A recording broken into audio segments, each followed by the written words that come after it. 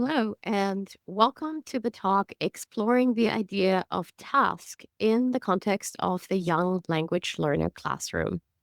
My name is Veronica Timpe-Laughlin, and I'll be presenting on behalf of the research team, which also included Bianca Rotas and Yuko Gotre-Butler.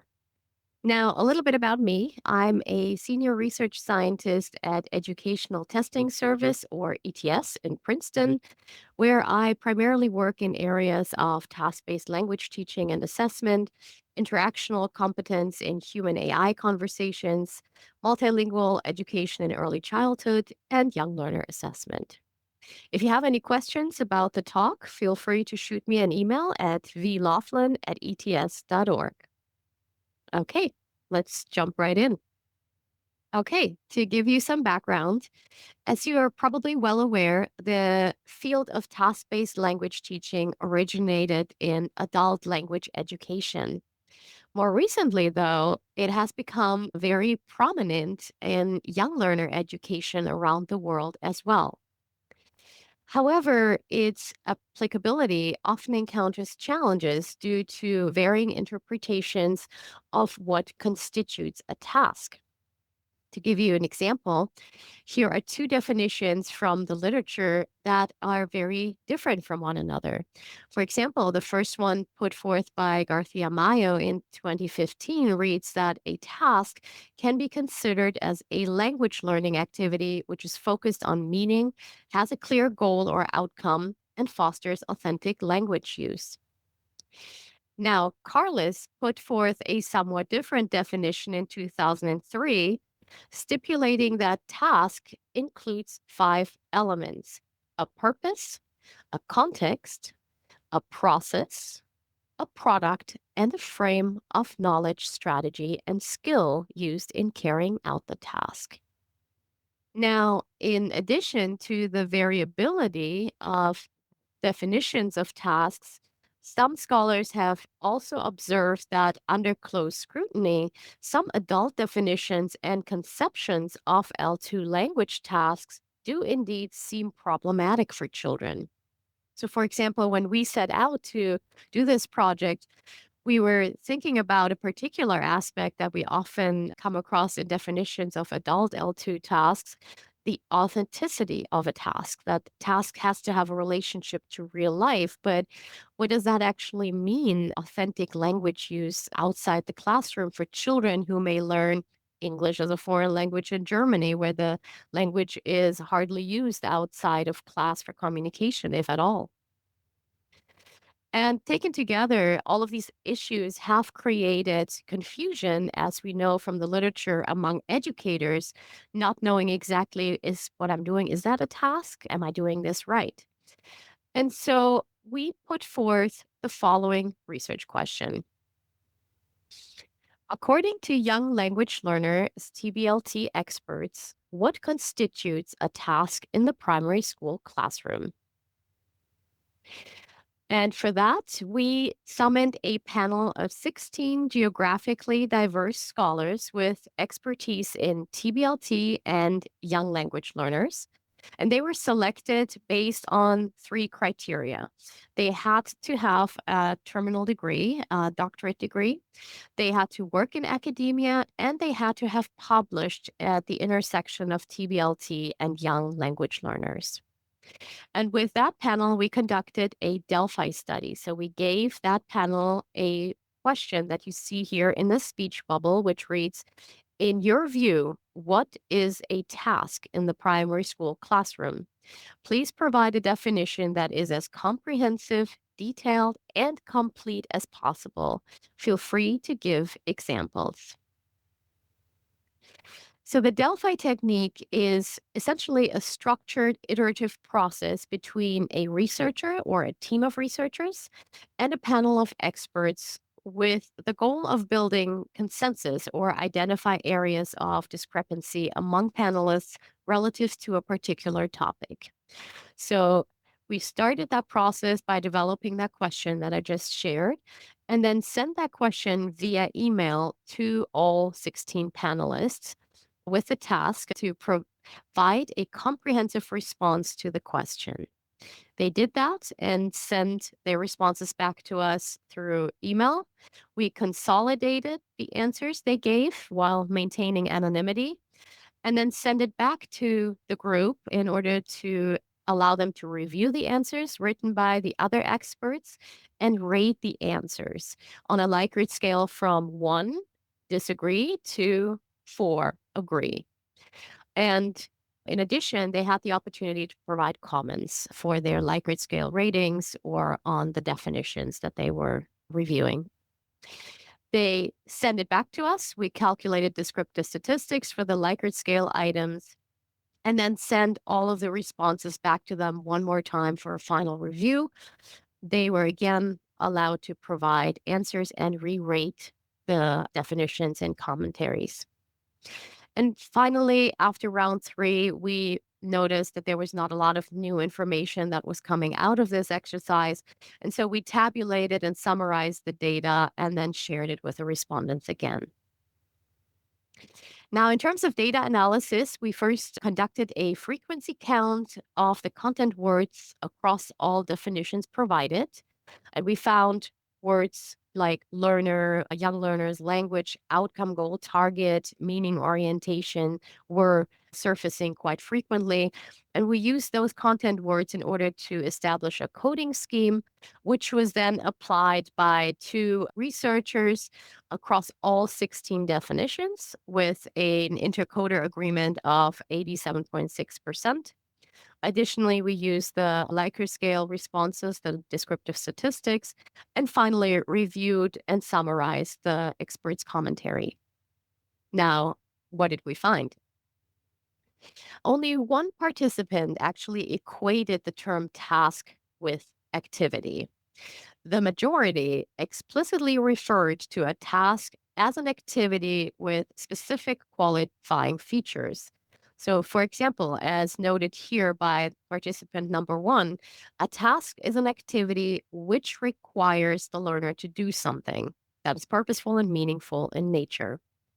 Similarly, participant 16 argued that a task is an activity that you complete through language. And once again, participant 14 highlighted tasks as learning activities that aim to provide learners the opportunity to use a second language as a tool for communication. Now, as you can see here, there's always a qualifying aspect as task is an activity which or an activity that. So that highlighted or substantiated something that we found in the literature, as pointed out by Cameron in 2001, in that every task is an activity, but not every activity can be regarded as a task. In terms of features or general characteristics of a task, we came across these features that became more or less prominent throughout the definitions that crystallized. And those included that tasks had to have a goal or an outcome. Learners needed to use their linguistic repertoire in one way or another. Tasks had to be meaning oriented. They had to feature some sort of info gap. And they had to be somehow related to real life. They had to provide opportunities for differentiation. Now, some of these features, there was agreement across participants, including like tasks need to be goal oriented, meaning oriented, and feature some sort of info gap, while other features were a little bit more contested, including the learner's use of their linguistic repertoire and the idea of authenticity.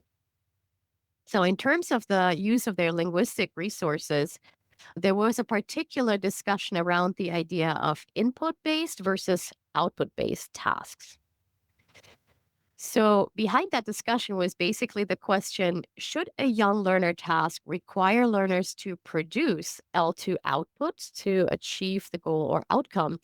And that was, yeah, pretty prominent as it became apparent in 11 comments across rounds 2 and 3, with one camp among experts arguing that tasks can also be input based and do not require output, as seen here by participant 5, who argued that, yeah, I agree also with the need to recognize that tasks can be input based as well as production based. By contrast, there was a group of experts that was more adamant about tasks or learners needing to produce L2 language in a task. And here's an example of such a participant, number 16, who put it as follows. I'm not sure whether I correctly understand what is meant by input based. I do think that working with tasks should include language production. If the learner's proficiency is low, they will need language support. So, in addition to the issue of input versus output based tasks, another aspect that was discussed by the participants in more detail was the idea of authenticity. And that actually received 20 comments across rounds 2 and 3, with some people arguing that authenticity reflects what people do in real life. To put it in the words of participant 8, who noted that authenticity reflects language use outside of the classroom in real life situations. So, key terms like real life, real world target tasks came up time and again. By contrast, another group argued that authenticity is more related to meaningful, purposeful, and real world relevance. So, participant number 3 argued that they, the children, are engaged because it's authentic for them. Engagement to me would be proof that something is meaningful, authentic, and relevant. So that group more tied authenticity to relevance, meaningfulness, and engagement. Now, one participant seemed to bridge both of these viewpoints by highlighting that the big point is that children are able to get in play and imagination in the real world. I think that's an important addition to the authenticity. To recognize this is something that motivates children that they feel is very relevant to them. To some extent, figurative or imaginary tasks may even be more real life than real life. So you can see that there was a lot of discussion around that. In addition to the task features, the definitions also included a number of young learner characteristics, as we noted. Sometimes they were packaged in more of an umbrella format, such as young learner background characteristics, but some participants pointed them out in more detail, arguing for the need to take into account young learners' age, cognitive development, affective development, interests, or potentially lower language proficiency. Now, you probably wonder at this point, was there a definition that came out of this? And yes, there was. There was a winner. This was the only definition which, after 3 rounds of review, still received positive agreement ratings across all participants. And I will give you a moment to read through it. As you probably saw, all of the characteristics here that I noticed are present in this particular description, as are the learner's background characteristics or mentioning thereof. So, taking stock, there was considerable diversity among experts relative to the concept of a task, which is an observation that is very much in line with the wealth of definitions of tasks put forth in the TBLT literature. And Ellis's statement that the definition of a task has proved problematic still seems to hold, and it may always be partly intuitive to, as one of the participants put it, figure out how tasky a task actually is. But nevertheless, there are distinct characteristics that crystallized throughout this activity. And that is that a task has to have a goal or objective. It needs to include target language use in one way or the other. It needs to be meaning oriented. A task needs to have some sort of an info gap. It needs to provide opportunities for differentiation. And it needs to be authentic in one way or another. And all of these aspects need to be designed and implemented relative to young learner language backgrounds and characteristics. So, relative to the characteristics of the group that you're about to teach. Now, the takeaways. Yeah, the study, first of all, provides empirical evidence for specific characteristics that make an activity a task. It also identified some young learner background variables that need to be considered for task design, although further research is more than welcome. And it highlighted that authenticity may not be rigidly tied to specific real world tasks, like in the adult context, preparing for an interview in English, which is your second language, but it may need to be interpreted more fluidly, that is, more along play and make believe lines to create authentic, relevant, and engaging learning tasks for young students. So, in that sense, curriculum, material, and assessment developers, as well as teachers, now have criteria against which they can evaluate their tasks as to whether, or their activities, as to whether they stipulate tasks. So, suggestions for future research: input based versus output based tasks was an area that experts did not reach a consensus on. So, further examinations could be looking into the role and necessity of L2 output in young language learner task performance. Additionally, one thing the study highlighted was that authenticity was one of the least clearly identified task characteristics for young language learners. So, clarifying how authenticity, meaningfulness, relevance, and purposefulness actually relate to one another conceptually would be an important piece of the puzzle to elaborate further the construct of tasks for the young language learner classroom. And finally, experts agreed that tasks must align with learner characteristics, but these were often named more broadly. So, identifying which specific learner characteristics like age, affective development, motivation, interests, and physical activity needs most strongly shape task effectiveness would be another area in need of further investigation. So, final reflections: tasks for young learners are not necessarily smaller versions of adult tasks, they are quite different. Authenticity for young language learners may include aspects like play and imagination, because these aspects may be relevant and real world for them.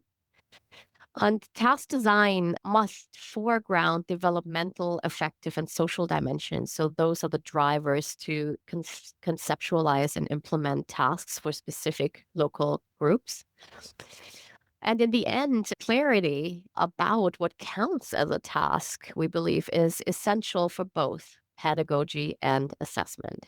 And so I want to close with the words of Rod Ellis, who put forth the following: for TBLT to work, teachers, and I would argue material developers as well, need a clear understanding of what a task is.